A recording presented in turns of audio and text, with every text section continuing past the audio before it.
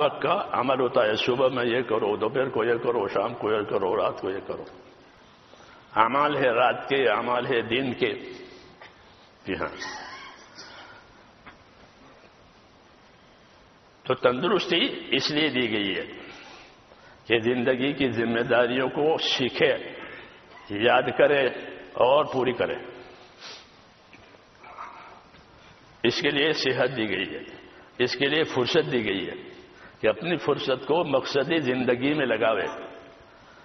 خالی راحت ضروریات اس میں نہ لگاوے.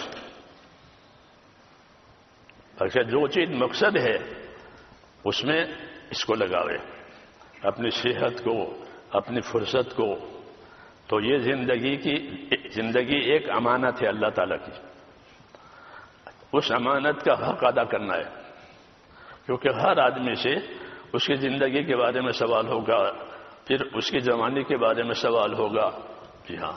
پھر اس کے مال کے بارے میں سوال ہوگا، کہاں سے آیا تھا، کہاں سے کمایا تھا، کہاں خرچ کیا تھا، اور دین کی جو باتیں پہنچی تھی اس پر کتنا عمل ہوا تھا. یہ 5 سوال ہے.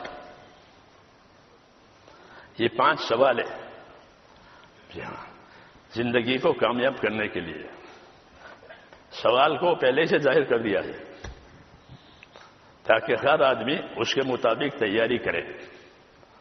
تو اس کے لیے اللہ تعالیٰ نے تندرستی بھی دی ہے اور فراغ اور فرصت دی ہے. لیکن اس سے فائدہ اٹھانے والے کہ بہت تھوڑے. ہاں. اس کی وجہ کیا ہے؟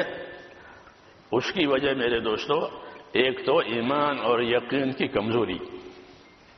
آخرت کے بارے میں خاص طور سے، کہ آخرت کے بارے میں جیسا ایمان ہونا چاہیے ویسا ہمارے پاس کم ہے، کمزور ایمان ہے.